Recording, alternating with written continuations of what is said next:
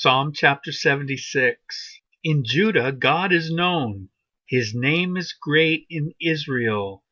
His abode has been established in Salem, his dwelling place in Zion.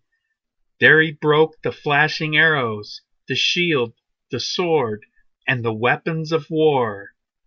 Glorious are you, more majestic than the mountains of prey. The stout-hearted were stripped of their spoil. They sank into sleep. All the men of war were unable to use their hands. At your rebuke, O God of Jacob, both rider and horse lay stunned. But you are to be feared. Who can stand before you when once your anger is roused? From the heavens you uttered judgment. The earth feared and was still when God arose to establish judgment, to save all the humble of the earth. Surely the wrath of man shall praise you. The remnant of wrath you will put on like a belt. Make your vows to the Lord your God and perform them. Let all around him bring gifts to him who is to be feared, who cuts off the spirit of princes, who is to be feared by the kings of the earth. Psalm chapter 77. I cry aloud to God, and he will hear me. In the day of my trouble I seek the Lord. In the night my hand is stretched out without wearying. My soul refuses to be comforted. When I remember God, I moan. When I meditate, my spirit faints. You hold my eyelids open. I am so troubled that I cannot speak. I consider the days of old, the years long ago. I said, let me remember my song in the night. Let me meditate in my heart. Then my spirit made a diligent search. Will the Lord spurn forever and never again be favorable? Has his steadfast love forever ceased? Are his promises at an end for all time? Has God forgotten to be gracious? Has he in anger shut up his compassion? Then I said, I will appeal to this, to the years of the right hand of the Most High. I will remember the deeds of the Lord. Yes, I will remember your wonders of old. I will ponder all your work and meditate on your mighty deeds. Your way, O God, is holy. What God is great, like our God? You are the God who works wonders. You have made known your might among the peoples. You with your arm redeemed your people, the children of Jacob and Joseph. When the waters saw you, O God, when the waters saw you, they were afraid. Indeed, the deep trembled. The clouds poured out water. The skies gave forth thunder. Your arrows flashed on every side. The crash of your thunder was in the whirlwind. Your lightnings lighted up the world. The earth trembled and shook. Your way was through the sea, your path through the great waters, yet your footprints were unseen. You led your people like a flock by the hand of Moses and Aaron. Psalm chapter 78. Give ear, O my people, to my teaching. Incline your ears to the words of my mouth. I will open my mouth in a parable. I will utter dark sayings from of old, things that we have heard and known, that our fathers have told us. We will not hide them from their children, but tell to the coming generation the glorious deeds of the Lord, and his might, and the wonders that he has done. He established a testimony in Jacob, and appointed a law in Israel, which he commanded our fathers to teach to their children, that the next generation might know them, the children yet unborn, and arise and tell them to their children, so that they should set their hope in God, and not forget the works of God, but keep his commandments, and that they should not be like their fathers, a stubborn and rebellious generation, a generation whose heart was not steadfast, whose spirit was not faithful to God. The Ephraimites, armed with the bow, turned back on the day of battle. They did not keep God's covenant, but refused to walk according to his law. They forgot his works and the wonders that he had shown them. In the sight of their fathers, he performed wonders in the land of Egypt, in the fields of Zoan.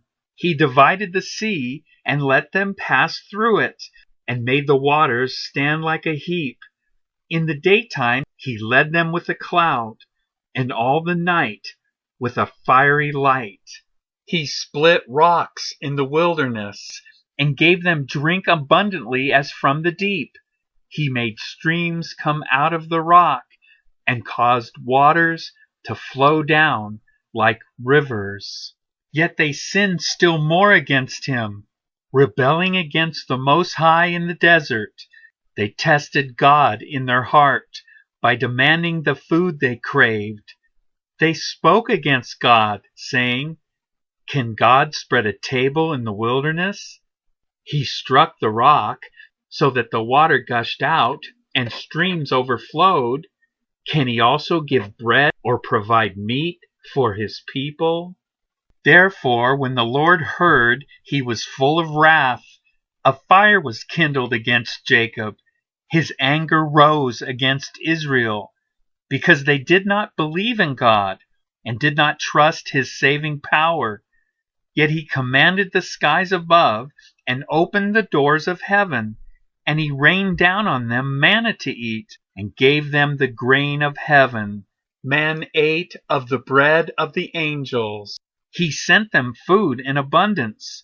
He caused the east wind to blow in the heavens, and by his power he let out the south wind. He rained meat on them like dust, winged birds like the sand of the seas. He let them fall in the midst of their camp, all around their dwellings, and they ate and were well filled, for he gave them what they craved. But before they had satisfied their craving, while the food was still in their mouths, the anger of God rose against them, and he killed the strongest of them and laid low the young men of Israel. In spite of all this, they still sinned. Despite his wonders, they did not believe. So he made their days vanish like a breath, and their years in terror. When he killed them, they sought him. They repented and sought God earnestly. They remembered that God was their rock, the Most High God, their Redeemer. But they flattered him with their mouths. They lied to him with their tongues. Their heart was not steadfast toward him. They were not faithful to his covenant. Yet he, being compassionate, atoned for their iniquity and did not destroy them. He restrained his anger often and did not stir up all his wrath. He remembered that they were but flesh, a wind that passes and comes not again. How often they rebelled against him in the wilderness and grieved him in the desert. They tested God again and again and provoked the Holy One of Israel. They did not remember his power or the day when he redeemed them from the foe, when he performed his signs in Egypt and his marvels in the fields of Zoan. He turned their rivers to blood, so that they could not drink of their streams. He sent among them swarms of flies, which devoured them, and frogs, which destroyed them. He gave their crops to the destroying locust, and the fruit of their labor to the locust. He destroyed their vines with hail, and their sycamores with frost. He gave over their cattle to the hail, and their flocks to thunderbolts.